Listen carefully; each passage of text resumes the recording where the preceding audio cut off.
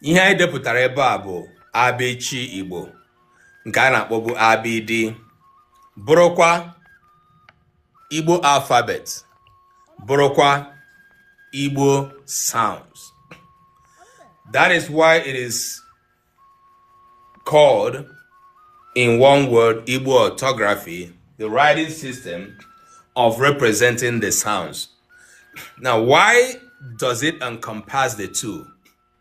Yes. If you look at what I wrote, you can relate it to English alphabet, right? How we see A, B, C, D.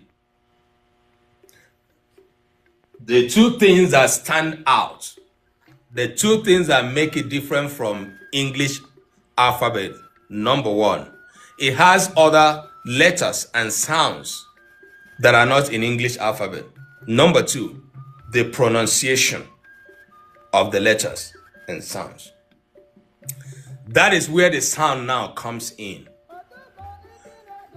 These sounds are, it does not sound A, and that is why some people, even in English, make a funny argument, like a joking argument, to say, how can A stand for apple instead of A?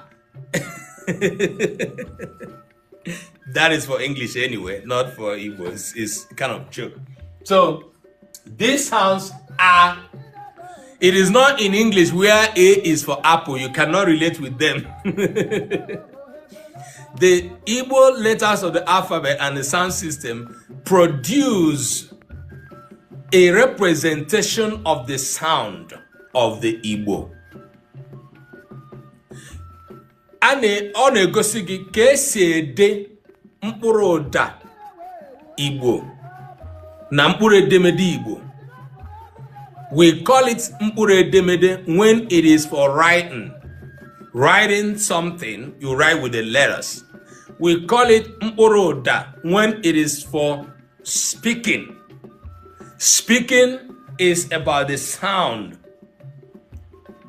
That is to say, what you wrote down follows the sound of the Igbo.